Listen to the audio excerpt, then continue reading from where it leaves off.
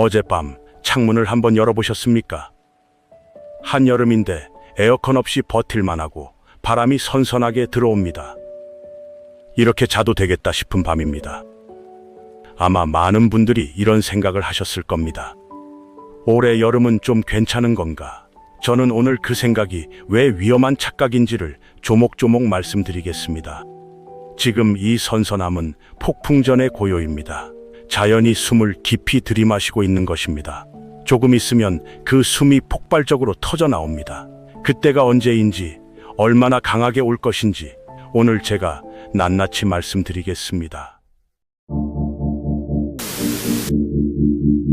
잠시 후 말씀드릴 8월 시나리오는 상당히 충격적일 것입니다. 지금 태평양 바닷속 깊은 곳에서 무언가가 일어나고 있습니다. 수심 200m 아래, 우리 눈에는 전혀 보이지 않는 그 깊은 곳에 상상을 초월하는 엄청난 열기가 수개월째 갇혀 쌓이고 있습니다. 조금 더 쉽게 설명해 드리겠습니다. 가스레인지를 최고 화력으로 올려놓은 압력솥을 떠올려 보십시오. 뚜껑이 단단히 잠겨 있는 동안은 밖에서 보기엔 조용합니다. 소리도 없고 연기도 없습니다. 그냥 뜨거운 솥이 있을 뿐입니다. 하지만 안에서는 엄청난 열기와 압력이 계속 쌓이고 있습니다. 지금 태평양 바다가 딱 그 상태입니다. 수개월째 열기를 붙들고 있는 겁니다. 그리고 장마 전선이 바로 그 압력솥의 뚜껑입니다. 지금 우리가 느끼는 선선함은 장마 구름이 뜨거운 태양을 가려주기 때문에 생기는 임시 차양막에 불과합니다. 그늘 속에 있으면 시원한 것처럼 보이지만 바로 그 그늘 밖은 이미 뜨거운 햇살이 내리쬐고 있는 것과 같습니다. 장마가 끝나는 순간 그 차양막이 걷히고 바닷속 열기가 터져 나옵니다. 뜨거운 바다가 왜 문제냐고요? 더운 여름날 달군 아스팔트를 생각해 보십시오. 해가 진 뒤에도 손을 가까이 대보면 열기가 올라옵니다. 낮 동안 달아오른 것이 밤이 돼도 식지 않는 겁니다. 뜨겁게 달아오른 바다도 마찬가지입니다. 밤이 되어도 그 열기와 수증기를 공기 중으로 계속 내뿜습니다. 그러면 밤이 돼도 기온이 떨어지지 않습니다. 이것이 바로 열대야의 정체입니다. 기상청이 뭐라고 했는지 보겠습니다. 올해 봄 4월 중순에 서울 기온이 29.4도를 기록했습니다. 기상 관측이 시작된 지 120년 만에 4월에 그런 기온이 나온 건 처음이었습니다. 올해 6월과 7월 기온이 평년보다 높을 가능성이 60%, 우리 주변 남해와 동해의 수온도 평년보다 높을 가능성이 60에서 70%, 바다가 이미 달아올라 있다는 뜻입니다. 기상청이 올해 새로 만든 것이 있습니다. 이름부터 먼저 들어보십시오. 재난성 호우 긴급재난문자, 폭염중대경보, 열대야주의보. 이 세 가지가 모두 올해 2026년에 처음 생겼습니다. 폭염이 그냥 폭염이 아니라 폭염중대라는 세 단계가 생겼고, 그냥 더운 밤이 아니라 건강을 위협하는 열대야주의보라는 말을 따로 꺼내야 하는 상황이 된 겁니다. 기상청이 재난이라는 단어를 공식 경보 이름에 집어넣었다는 것 자체가 심상치 않은 신호입니다. 지금까지 재난은 태풍이나 지진 같은 것에 쓰는 단어였습니다. 그 단어가 이제 폭염 경보에 들어갔습니다. 기상청이 스스로 지금의 날씨가 재난 수준이 될 수 있다고 선언한 것입니다. 이 채널에서 과장해서 드리는 말이 아닙니다. 공식 기관이 공식 문서에서 쓴 단어입니다. 이제 올여름 더위가 얼마나 심각할 수 있는지 2018년 그 여름의 기억을 꺼내드리겠습니다. 강원도 홍천에서 41도, 서울에서 39.6도를 기록했던 그 해입니다. 우리나라 기상 관측 이래 가장 높은 기온이었습니다. 그 여름 얼마나 많은 사람이 쓰러졌는지 아십니까? 전국에서 온열 질환으로 병원을 찾은 사람이 4,500명이 넘었습니다. 역대 최다 기록이었습니다. 그리고 그 중에는 사망자도 있었습니다. 반지하 방에서 홀로 쓰러진 어르신, 공사 현장에서 쉬는 시간도 없이 일하다 쓰러진 노동자, 에어컨 한 대 없는 쪽방에서 버티던 독거 노인, 더위가 가장 먼저 쓸어간 것은 사회에서 가장 취약한 사람들이었습니다. 2018년 여름 직장인들도 예외가 아니었습니다. 지하철 역사 안 온도가 35도를 넘어섰습니다. 에어컨이 틀어진 역사 안도 체감 온도가 높았고 지하철 안에서 실신하는 승객이 연일 보도됐습니다. 사무실에서 하루하루 시간 에어컨 아래 일하더라도 출퇴근 시간 30분이 사람의 체력을 완전히 소진시켰습니다. 오후 3시 회의 중에 집중이 안 된다고 느끼신 분들, 그것은 의지의 문제가 아닙니다. 더위로 인해 우리 뇌가 실제로 기능을 줄인 것입니다.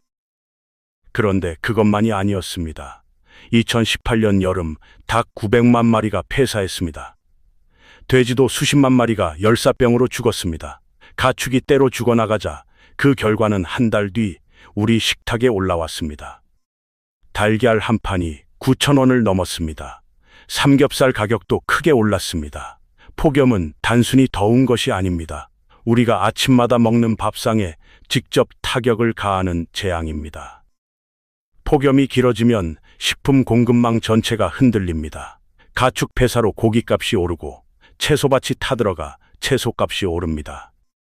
물가가 오르면 가계 부담이 커지고 가계 부담이 커지면 소비가 줄고 소비가 줄면 자영업자와 소상공인이 직격탄을 맞습니다. 수박과 복숭아, 사과 같은 여름 과일값도 크게 올랐습니다. 폭염 속에서 과일이 햇볕에 타버리거나 제대로 맺지 못하는 일이 속출했기 때문입니다. 마트에서 수박 한 통이 3만 원을 훌쩍 넘기도 했습니다. 더운 날 시원한 과일 한 조각도 마음 놓고 사 먹기 어려운 여름이었습니다. 전기 이야기도 드리겠습니다. 2018년 폭염이 절정이던 8월, 전국 전기 사용량이 역대 최고치를 경신했습니다. 에어컨을 끌 수가 없으니 전기 고지서가 평소에 2배 가까이 나온 가정이 속출했습니다. 평소 3만 원대이던 전기 요금이 10만 원을 넘겼다는 이야기가 전국에서 이어졌습니다. 그 이유가 있습니다. 우리나라 전기 요금은 많이 쓸수록 단가가 올라가는 구조이기 때문입니다. 에어컨을 켜면 사용량이 갑자기 늘면서 더 비싼 요금 구간으로 들어가는 겁니다. 에어컨 설정 온도를 26도로 맞추는 것과 24도로 맞추는 것의 차이가 한 달에 수만 원이 될 수 있습니다. 설정 온도를 1도 높이면 전기 요금이 약 7~5% 줄어든다는 점도 기억해 두십시오. 기상학자들이 올해 2026년 여름에 대해 하는 말이 있습니다. 그 2018년의 더위와 맞먹거나 경우에 따라서는 그 이상일 수 있다는 겁니다. 올해는 바다 자체가 그 어느 해보다 달아올라 있기 때문입니다. 이제 밤 이야기를 드리겠습니다. 폭염 때 낮더위는 그늘이나 카페에서 어느 정도 피할 수 있습니다. 그러나 집에 돌아와도 더위가 기다리고 있을 때 진짜 고통이 시작됩니다. 집에 돌아와 눕습니다. 에어컨을 켭니다. 전기 요금 걱정에 설정 온도를 높게 맞춥니다. 그래도 덥습니다. 뒤척이다 새벽 2시에 깹니다. 물을 마십니다. 4시간 뒤 출근해야 합니다. 이런 밤이 사흘, 닷새, 일주일씩 이어집니다. 의학적으로 수면 부족이 7일 이상 지속되면 우리 몸은 회복 능력을 잃기 시작합니다. 면역력이 떨어지고 판단력이 흐려지고 작은 자극에도 쉽게 무너집니다. 어른만의 문제가 아닙니다. 여름방학을 맞은 아이들이 에어컨 없는 집에서 더위 속에 하루 종일 있어야 한다면 몸도 지치고 집중력도 떨어집니다. 노인은 더 위험합니다. 체온 조절 능력이 떨어져 더위를 느끼지 못하는 경우가 있습니다. 덥다는 신호 자체를 몸이 못 보내는 것입니다. 그래서 노인과 아이들은 주변 사람들이 먼저 챙겨야 합니다. 몸이 열을 이기지 못하기 시작하면 처음에는 피부가 빨개지면서 두통이 옵니다. 다음 단계는 구역질과 어지러움입니다. 2단계에서 그늘로 들어가 물을 마셔야 합니다. 그냥 참고 버티다 보면 의식이 흐려지고 그 다음에는 쓰러질 수 있습니다. 그 상태가 되면 스스로 움직이는 것이 불가능합니다. 폭염에서 버틸 수 있다고 생각하는 것 자체가 이미 탈수가 시작된 증거일 수 있습니다. 2018년 서울에서는 열대야가 무려 17일 연속으로 이어진 적이 있습니다. 올여름 이런 밤이 그 해보다 훨씬 더 길게 이어질 수 있습니다. 잠을 못 자는 밤이 쌓이면 우리 몸은 서서히 무너지기 시작합니다. 비가 온 다음 날에도 조심하셔야 합니다. 비가 내리면서 증발할 때 더 많은 수증기가 공기 중에 남습니다. 그 습한 공기 속에서 강렬한 햇볕이 내리쬐기 시작하면 온도계가 올라가는 속도가 훨씬 빠릅니다. 한국에서 역대 최고 기온인 홍천 41도가 나온 것도 바로 폭우가 쏟아진 다음 날이었습니다. 비가 오고 나서 더 더워지는 이유가 여기 있습니다. 비가 끝났다고 방심하면 안 됩니다. 우리나라 여름이 점점 길어지고 있습니다. 과거에는 여름이 98일 정도였는데 최근에는 118일로 늘었습니다. 20일이 더 길어졌고 여름이 시작되는 날도 열흘 앞당겨졌습니다. 이제 1년 중 3분의 1이 여름입니다. 그리고 그 더운 여름이 사는 곳에 따라 얼마나 다른 얼굴을 하는지 지금 말씀드리겠습니다. 폭염특보는 지역 전체에 동일하게 발령되지만 실제로 느끼는 더위는 사는 곳에 따라 완전히 다릅니다. 서울 강남이나 종로처럼 높은 빌딩과 아스팔트 도로가 가득 찬 곳을 생각해 보십시오. 낮 동안 콘크리트와 아스팔트가 태양열을 빨아들이고 건물 벽면도 달아오릅니다. 거기에 에어컨 실외기가 수백 대씩 한꺼번에 뜨거운 바람을 내뿜습니다. 실외기 하나하나가 작은 열기를 뿜어내지만 빌딩 수백 채에서 동시에 나오는 열기는 골목 전체를 뜨겁게 만듭니다. 밤이 되어도 도심의 기온은 떨어지지 않습니다. 콘크리트와 아스팔트가 낮 동안 저장한 열을 밤새 공기 중으로 내뿜기 때문입니다. 빌딩이 바람길을 막고 있어 열기가 빠져나갈 곳이 없습니다. 반면에 도시에서 조금 벗어나 나무가 있고 주택이 몇 채 모여 있는 곳은 이야기가 다릅니다. 나무 한 그루가 주변 온도를 2도에서 4도까지 낮춥니다. 그늘을 만들고 수분을 증발시켜 공기를 식힙니다. 흙과 풀이 있는 땅은 아스팔트처럼 열을 오래 붙잡지 않습니다. 바람이 통하는 공간이 있으면 열기가 빠져나갑니다. 그래서 낮이나 밤이나 도심보다 체감 온도가 훨씬 낮은 겁니다. 실제로 폭염이 기승을 부리는 날, 서울 강남 한복판과 경기도 외곽주택가의 기온 차이가 3도에서 5도씩 벌어지는 경우가 있습니다. 같은 폭염특보인데 한쪽은 39도이고 다른 쪽은 34도인 겁니다. 열대야 기준인 25도를 넘기느냐 마느냐도 이 차이에서 갈립니다. 도심에서 잠을 설치는 밤이 외곽 주택가에서는 창문만 열어도 버틸 수 있는 밤이 되는 것입니다. 우리나라 인구의 절반 이상이 바로 그 콘크리트 도심에 살고 있습니다. 아파트와 빌딩이 빽빽한 곳에서 여름마다 도시가 만들어내는 열기까지 그대로 받고 있는 겁니다. 특히 도심 안에서도 가장 취약한 공간이 있습니다. 반지하와 고시원, 쪽방입니다. 창문이 없거나 있어도 작고 에어컨이 없는 경우가 많습니다. 그 공간에서 폭염이 쏟아지는 밤을 버티는 분들이 지금도 있습니다. 쪽방촌의 여름 실내 온도는 바깥보다 더 높게 올라갈 수 있습니다. 좁은 공간, 낮은 단열, 없는 통풍, 그 안에서 선풍기 하나만 의지하고 있는 사람들이 매년 폭염으로 목숨을 잃습니다. 도시의 더위는 가장 약한 사람을 먼저 덮칩니다. 같은 아파트 단지 안에서도 차이가 있습니다. 고층은 바람이 통하고 일조 시간이 길어 낮에는 더 덥지만 밤에는 바람이 열기를 식혀줍니다. 반대로 1층과 2층은 바람이 막히고 주변 아스팔트와 건물에 복사열이 집중돼 밤이 돼도 식지 않는 경우가 많습니다. 같은 건물이라도 어느 층에 사느냐에 따라 밤의 온도가 다릅니다. 자, 이제 뚜껑이 열리는 날을 구체적으로 그려드리겠습니다. 장마 전선이 북상하며 한반도를 벗어나는 순간 차양막이 걷히고 바닷속에 수개월째 갇혀있던 열기가 수면 위로 솟구칩니다. 장마가 끝나는 날을 7월 하순이라고 가정해 보겠습니다. 장마가 거친 첫째 날 기온 34도, 둘째 날 35도, 셋째 날 36도입니다. 이 정도면 더워도 버틸 만하다고 생각하실 수 있습니다. 넷째 날 37도, 낮 일시 아스팔트 표면 온도가 70도에 가까워집니다. 다섯째 날 38도, 전력 수요가 한계에 가까워지고 절전을 요청하는 방송이 나옵니다. 일주일째 되는 날, 일부 지역에서 39도에 육박합니다. 그날 밤 최저 기온이 27도를 넘습니다. 도심에서는 28도, 29도, 창문을 열어도 밖이 더 덥습니다. 에어컨을 켜도 실외기가 뿜어내는 열기가 골목을 채웁니다. 그 밤이 열흘, 열닷새, 20날 이어질 수 있습니다. 도심의 콘크리트 빌딩은 낮 동안 달아오른 열기를 밤새 뿜어냅니다. 강남 한복판 밤 11시, 기온이 29도입니다. 에어컨 실외기에서 나오는 뜨거운 바람이 골목을 가득 채웁니다. 잠을 자려고 눕습니다. 에어컨을 켜도 실외기 소리만 요란합니다. 새벽 2시에 깹니다. 물을 마십니다. 다시 눕습니다. 4시간 뒤 출근해야 합니다. 이런 밤이 일주일씩 이어집니다. 야외에서 작업 중 쓰러지는 사람들이 나옵니다. 응급실이 바빠집니다. 마트에서 선풍기와 냉방용품이 동납니다.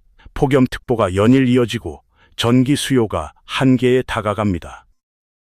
농촌도 상황이 다르지 않습니다. 비닐하우스 안 온도는 바깥보다 10도 이상 높습니다. 그 안에서 작업하는 농민들, 길에서 배달하는 분들, 공사 현장에서 땡볕 아래 서 있는 노동자들. 이분들은 폭염이 와도 일을 멈출 수가 없습니다. 그리고 그분들이 쓰러지면 우리가 먹는 것과 쓰는 것이 제때 오지 않습니다. 폭염의 피해는 결국 사회 전체로 퍼집니다. 지금 선선한 오늘 밤과 장마가 끝난 뒤 그날을 같은 여름으로 생각하지 마십시오. 완전히 다른 계절이 곧 옵니다. 그리고 지금이 바로 준비할 수 있는 마지막 시간입니다. 더위와 폭우를 막을 수는 없습니다. 하지만 대비는 할 수 있습니다. 아는 것과 모르는 것의 차이가 실제로 이 여름을 버텨내느냐, 무너지느냐를 가릅니다. 지금 당장 3가지를 하십시오.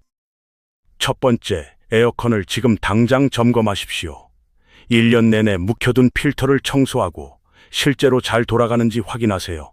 폭염이 절정에 달했을 때 에어컨이 고장나면 수리기사를 부르는 것만으로도 3에서 5일이 걸립니다. 그 사이 며칠을 더위 속에서 버텨야 합니다. 특히 어르신과 어린아이가 있는 집이라면 지금 이 순간 바로 확인하십시오. 에어컨 설정 온도는 26도가 적당합니다. 1도 낮출 때마다 전기요금이 약 15% 올라간다는 점도 알아두십시오. 두 번째, 폭염특보가 발령되면 낮 12시에서 오후 5시 사이에는 야외 활동을 피하십시오. 이 시간대는 태양이 가장 높이 뜬 상태에서 도심의 지면 열기까지 더해지는 위험한 구간입니다. 꼭 밖에서 일해야 하는 분이라면 30분이라면 반드시 10분을 그늘에서 쉬십시오. 물을 자주 마시십시오.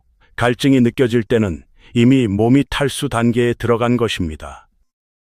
더위를 참으면서 일하다 쓰러지는 건 용감한 것이 아닙니다. 세 번째, 재난성 호우 문자가 오면 지하로 내려가지 마십시오. 이 문자는 오는 즉시 행동을 바꾸라는 신호입니다. 지하 주차장에 차가 있어도 일단 두십시오. 차보다 사람이 먼저입니다. 반지 하나 저지대에 사신다면 비가 오기 전에 미리 대피 경로를 파악해 두십시오. 폭염 때는 가까운 주민센터나 도서관의 무더위 쉼터를 이용하십시오. 에어컨이 갖춰진 공공시설이 전국에 열려 있습니다. 비용도 없고 신청도 필요 없습니다. 그냥 들어가시면 됩니다. 2026년 7월 6일 선선한 밤입니다. 이 조용하고 시원한 밤이 자연이 우리에게 잠깐 준 마지막 숨 고르기의 시간일지도 모릅니다. 이 시간이 지나면 뚜껑이 열립니다. 태평양 바닷속에 수개월째 쌓여온 열기가 한반도를 향해 올라옵니다. 뚜껑이 열리는 날이 다가오고 있습니다. 오늘 밤의 선선함은 하늘이 준 마지막 준비 시간입니다. 절대 낭비하지 마십시오. 다음 편에서는 기후가 더위만 가져오는 것이 아님을 보여드립니다. 시베리아 땅속 얼음이 녹으면서 4만 8천 년 만에 깨어난 고대 바이러스, 우리 몸이 전혀 대응할 수 없는 그 바이러스의 이야기입니다. 구독과 알림을 반드시 켜두십시오. 이 채널은 여러분이 미처 알지 못했던 위험을 미리 말씀드리기 위해 존재합니다. 기후가 바뀌면 우리 삶이 바뀝니다. 그 변화를 먼저 알고 준비하는 것, 그것이 이 채널이 드릴 수 있는 가장 실질적인 도움입니다. 오늘도 들어주셔서 감사합니다. 다음 편에서 뵙겠습니다.